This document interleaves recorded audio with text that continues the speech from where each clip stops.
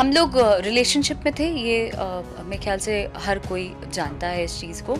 तब हमारी जोड़ी थी जो कि वन ऑफ द बेस्ट जोड़ी कहा जाता था, पॉपुलर जोड़ी थी और लोग पसंद करते थे, हम साथ में काम करते थे। उसके बाद ऐसा हुआ कि इनकी शादी हुई और रातों रात शादी हुई। तब मैं पटना में एक कमरे में बंद थी। मैं उस बारे में डिस्कस नहीं करना चाहूँगी, बट हाँ, उसके बाद क्या हुआ कि बीइंग अ गर्ल, जिस परिवेश से आई हूँ मैं, जो संस्कार है मेरा, वो हूँ तो बिहारी लड़की, तो वहाँ के घरों में ये नहीं सिखाया जाता है कि भाई कोई शादीशुदा आदमी है तो उसके साथ आप कंटिन्यू करिए या उनके साथ रहिए आप। तो मैंने जो देखा था, मैंने बोला कि अभी कोई लड़की उनके जीवन में आई है तो अब मुझे उनसे अलग हो जाना चाहिए। तो मैंने बैक स्टेप ले लिया।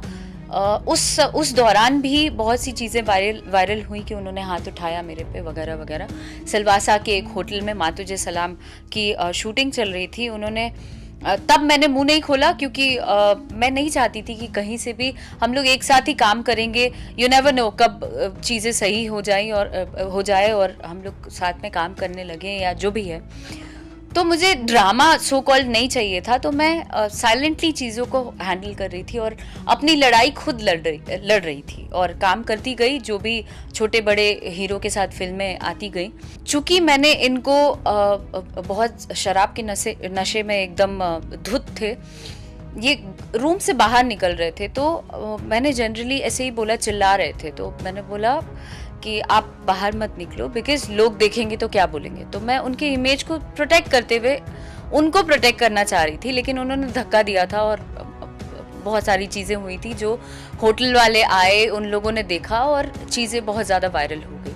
तब भी मैं चुप थी। उसके बाद मैं चुपचाप अपना काम करने लगी। फिर मैं गाने गाने लगी, गाने हिट होने लगे। तो कई बार ऐसा भी सुनने में आया कि भाई इनको मेरे व्यूज़ ज़्यादा होते हैं या मैं शोज़ में नाम कर रही हूँ, उससे प्रॉब्लम हो रहा है। तो इनके मर्दानगी पे बात आ गई कि भाई ये अकेली सरवाइव कैसे कर लेगी। कहा तो यही जा सकता है इनकी इन हरकतों के कारण। उसके बाद क्या किया इन्होंने, तब तक मैं चुप रही, मैंने कभी कुछ नहीं बोला, कुछ रिएक्ट नहीं किया। अब चीज़ें मेरे सर के ऊपर से जा रही हैं।